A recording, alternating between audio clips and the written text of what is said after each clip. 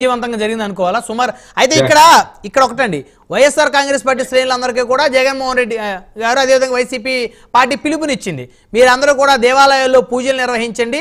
చంద్రబాబు నాయుడు గారు తిరుమల శ్రీవారి లడ్డూ ప్రతిష్టని దెబ్బతీసే విధంగా, భంగం కలిగించే విధంగా వారు లేనిది ఉన్నట్టు ఉన్నది లేనట్టు మాట్లాడారు. ప్రసాదం, లడ్డూ ప్రసాదంలో కల్తీ జరిగిందని మాట్లాడారు. కాబట్టి మీరు దేవాలయాల్లో పూజలు నిర్వహించని చెప్పిన మాట వాస్తవమే కదా? అయితే జగన్మోహన్ రెడ్డి గారు దేవాలయాల్లో పూజలు నిర్వహించారా ఈరోజు? ఓన్లీ వైసీపీ జగన్మోహన్ రెడ్డి గారు దేవాలయాల్లో పూజలు నిర్వహించడానికే ఆయన యొక్క ప్రణాళిక, లేదంటే ఆయన యొక్క ప్రోగ్రామ్ ఫిక్స్ చేసుకున్నటువంటి క్రమంలో జగన్మోహన్ రెడ్డి గారు సహజంగా ఇప్పుడు ఏదైతే అధికారం కోల్పోయిన తర్వాత ప్రజల్లోకి వస్తే ఉన్నటువంటి పరిస్థితులు ఏంటి, ఇవన్నీ కూడా మనం గత కొన్నాళ్లుగా చూస్తూనే ఉన్నాం. ఆయన ఇంతకు ముందు జరిగినటువంటి విజిట్స్ లో కానివ్వండి, మరో ప్రజల్లోకి వచ్చినటువంటి వ్యవహారాల్లో కానివ్వండి, ఆయనకు ఉన్నటువంటి ప్రజా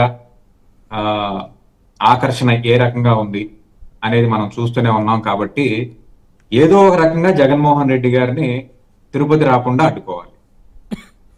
ఎలా అడ్డుకోవాలి అనే దాని మీద ఇవాళ ఒక కొత్త రకమైనటువంటి వివాదం రేకెత్తారు. ఏంటంటే ఆలయ నియమ నిబంధనల ప్రకారం మనం ఏదైతే డిక్లరేషన్ ఇవ్వాలి అని చెప్పేసి అని అంటున్నారు. అయితే మాన్యశ్రీ ముఖ్యమంత్రి చంద్రబాబు నాయుడు గారు ఏం చెప్తున్నారంటే, గత 5 సంవత్సరాల్లో మీరు ముఖ్యమంత్రిగా ఉన్నప్పుడు ఈ వైలేషన్ జరిగింది, ముఖ్యమంత్రిగా ఉన్నారు కాబట్టి మీ దగ్గర నుంచి ఈ డిక్లరేషన్ తీసుకోవడం జరగలేదు అని చెప్పేసి ఆయన చెప్తున్నారు. అంటే చంద్రబాబు నాయుడు గారు చెప్పిన దాని ప్రకారం జగన్మోహన్ రెడ్డి గారు ఇంతకు ముందు ముఖ్యమంత్రి కాకముందు ఎప్పుడూ కూడా తిరుమల విజిట్ చేయలేదా, లేదా తిరుమల విజిట్ చేసినటువంటి ప్రతిసారి కూడా పురంధరేశ్వరి గారు చెప్పినట్లు ఏడుకొండలవాడి దగ్గరికి వెళ్ళినప్పుడు ప్రథమ మెట్టు దగ్గర, లేకపోతే వాళ్ళకి ఇష్టం వచ్చినట్లు ఎక్కడ అయితే వాళ్ళు ఇవ్వాలనుకుంటున్నారో వాళ్ళు కోరుకున్న దగ్గర మనం డిక్లరేషన్ ఇవ్వాలా, లేదా యాజ్ పర్ యాక్ట్ ప్రకారం మతం మీద విశ్వాసం ఉండాలా, లేదా బహిరంగంగా ప్రకటించాలా, లేదా తిరుమల తిరుపతి దేవస్థానం డిక్లరేషన్స్ ఎలా ఉంటాయనంటే వైకుంఠం క్యూ కాంప్లెక్స్ దగ్గర తీసుకోవడం జరుగుతుంది, లేదా జగన్మోహన్ రెడ్డి గారు లేకపోతే మరో విఐపిగా ఎవరైనా వచ్చినట్లయితే అనేక మంది విఐపీలు తిరుమల తిరుపతి దేవస్థానానికి వస్తూ ఉంటారు. వెంకటేశ్వర స్వామి యొక్క దర్శనానికి వెళ్తూ ఉంటారు. కేవలం ప్రభుత్వానికి వ్యతిరేకంగా ఎవరైనా ఉన్నట్లయితే అప్పుడు మాత్రమే ఈ బోట్లు వెలవటం ఏదైతే ఉందో దీన్ని మనం ప్రశ్నించాల్సినటువంటి విషయం. ప్రశ్నించాల్సిన అవసరం ఉంది, దాన్ని ఎవరు తప్పటరు. అయితే తిరుమల శ్రీవారిని సందర్శించుకునేటువంటి ఎవరైనా అన్య మతస్థులు వస్తే డిక్లరేషన్ మీద సంతకం పెట్టాలనేటువంటి ఆచారాన్ని సింగళూరు వెంకటేష్ గారు గౌరవిస్తారా? అసలు ఆచారమే లేదంటారా? ఖచ్చితంగా గౌరవిస్తాం, కానీ వచ్చిన ప్రతిసారి మా పాతివ్రత్యాన్ని నిరూపించుకోవాల్సిన పరిస్థితి ఏం కాదు కదా. అంటే గతంలో జగన్మోహన్ రెడ్డి గారు ఎప్పుడైనా సంతకం పెట్టినా అదే అంటుంది. ఇప్పుడు ముఖ్యమంత్రి చంద్రబాబు నాయుడు గారు చేసినటువంటి వ్యాఖ్యల ప్రకారం చంద్రబాబు నాయుడు గారు ప్రతిపక్షంలో ఉన్నప్పుడు, జగన్మోహన్ రెడ్డి గారు అధికార పక్షంలో ఉన్నప్పుడు జగన్మోహన్ రెడ్డి గారు డిక్లరేషన్ ఇవ్వకుండా వెళ్ళిన మాట, జరిగిన మాట వాస్తవం అనుకుందాం కాసేపు. మరి ఆయన ఎంపీగా ఉన్నప్పుడు తిరుమల తిరుపతి దేవస్థానానికి వచ్చినప్పుడు ఏం చేశారు, లేదా ఆయన తండ్రితో పాటు తిరుమల తిరుపతి దేవస్థానానికి వచ్చినప్పుడు, దర్శనానికి వచ్చినప్పుడు పరిస్థితి ఏంటి, ఇవన్నీ కూడా మనం తీసుకోవాలి కదా.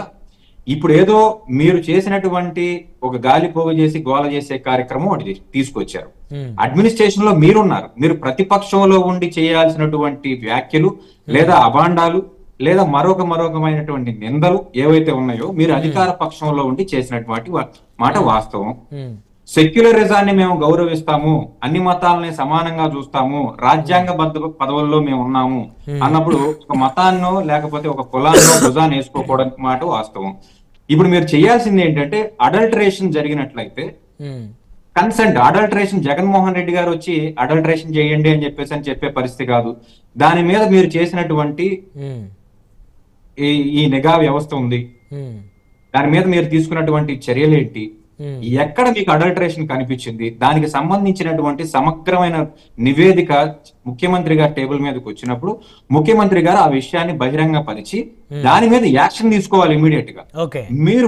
మీరు ముందుగా నిబంధనలను పక్కన పెట్టి మీరు అభియోగాలనండి లేకపోతే నిందలనండి ప్రతిపక్షంలో ఉన్న పార్టీల మీద లేకపోతే గత ప్రభుత్వం మీద తోసేసి ఆ తర్వాత మేము సిట్ వేస్తాము లేకపోతే మరొక విచారణ జరిపిస్తాము అని చెప్పడం ఎంతవరకు కరెక్ట్? మరొకటి ఏంటంటే ఇది ఈవో ధర్మారెడ్డో లేకపోతే చైర్మన్ వైవి సుబ్బారెడ్డో వీళ్ళు తీసుకునే డెసిషన్ కాదండి. తిరుమలలోకి సంబంధించినటువంటి ఏ పచారీ వస్తువులు కొనాలన్నప్పటికీ కూడా పర్చేస్ కమిటీ ఒకటి ఉంటుంది.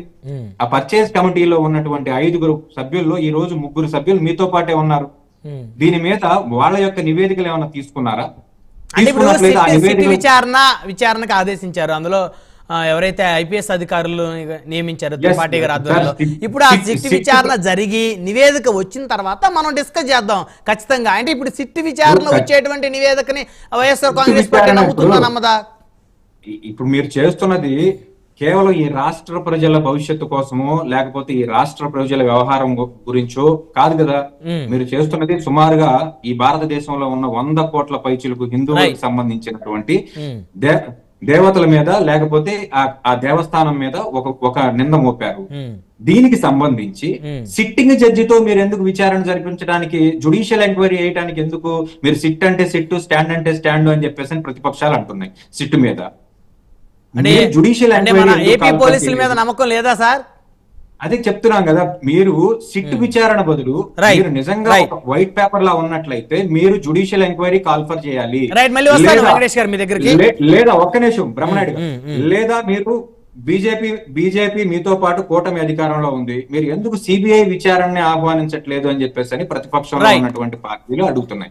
దీని మీద మీ అభిప్రాయం మేము వాళ్ళని అడుగుదాం, బీజేపీని అడుగుదాం. మనతో జనసేన నుంచి గజపతి నగరం నియోజకవర్గం ఇన్ఛార్జ్ మరాబ్ సురేష్ గారు ఉన్నారు. సురేష్ గారితో మాట్లాడదాం. సురేష్ గారు గుడ్ ఈవినింగ్ అండి. సురేష్ గారు వినిపిస్తుందా నా వాయిస్ మీకు? బ్రహ్మనాయుడు గారు గుడ్ ఈవినింగ్. సో ప్రాయచిత దీక్షలో ఉన్నారా మీరు కూడా? అవునండి అవునండి. సో ఎన్ని రోజులు సురేష్ గారు ప్రాయచిత దీక్ష? అంటే మా ప్రెసిడెంట్ గారు 11 రోజులు అన్నారు. ఓకే. కాకపోతే ఈ వైసీపీ